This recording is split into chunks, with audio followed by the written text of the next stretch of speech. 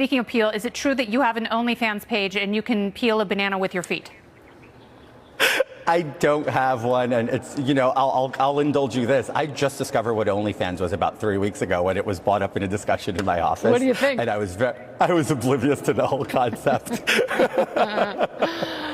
You just can't tell the truth. All right, so if you're George Santos and you made your way into the U.S. Congress based on exaggerations and obvious lies, and your colleagues just don't give a damn because they're so desperate for your vote, why wouldn't you just keep on lying about everything? He's not even that good at lying. He's just steadfast in it.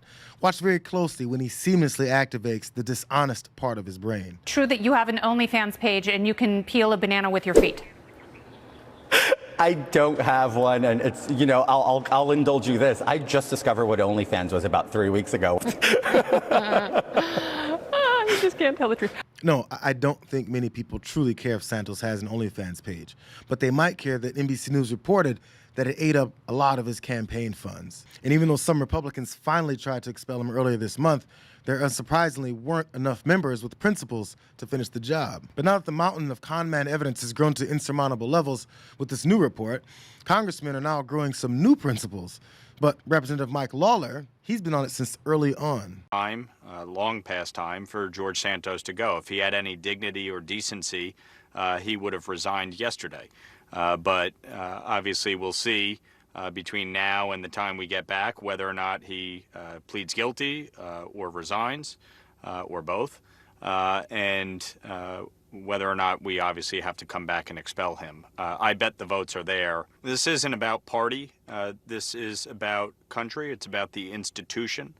And anyone who is serving in public office needs to hold themselves, and we need to hold them to a higher standard.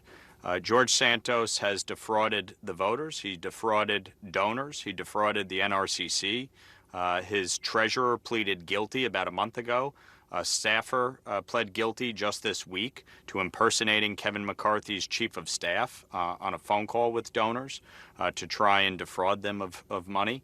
And obviously, he misused campaign funds, including paying for, shopping sprees at Ferragamo and Hermes, and including a subscription to OnlyFans. I mean, it's absolutely absurd. Lawler said this is not about party, but the country and the institution.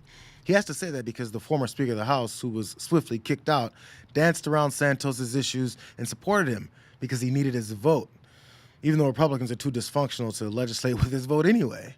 So anyway, the new openly religious Speaker of the House, though, Mike Johnson, he must be responding to this news with the guidance of the Lord Jesus Christ himself, right?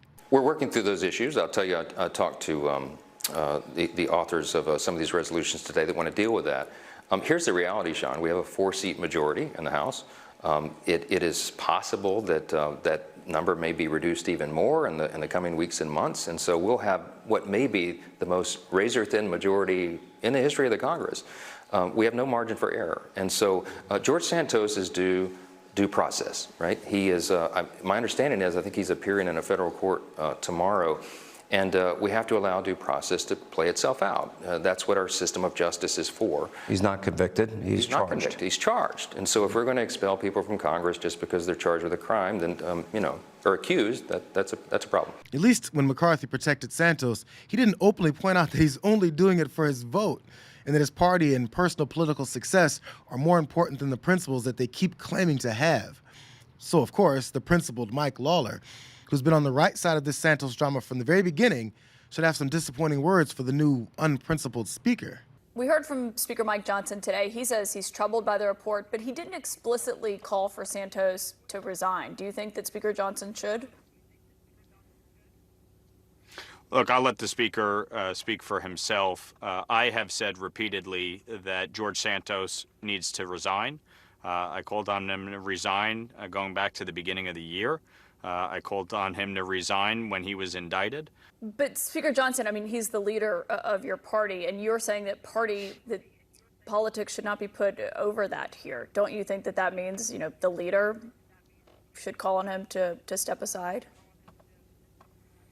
Well, I think the Speaker said in his statement that, we need to put the institution above all else. And so I think, I would read between the lines there that George Santos needs to go. I guess principles in politics aren't necessarily for Speaker Johnson, but when you're Representative Lawler and go from the guy that's been calling out Santos's removal from the beginning to having to read between the lines only to avoid this line. Here's the reality, Sean. We have a 4-seat majority in the House, so we'll have what may be the most razor-thin majority in the history of the Congress. We have no margin for error. It illustrates that the unprincipled voices always overrule the principled ones. And before you know it, your principles are flexing about how everyone is a liar. So why should we get rid of the biggest one? You have admitted embellishing your resume. You've acknowledged it. You've apologized for it. Some have said that you shouldn't be seated on committees for it. I would offer that if we didn't seat people on committees who embellished their resume running for Congress, we probably wouldn't be able to make quorum in any of those committees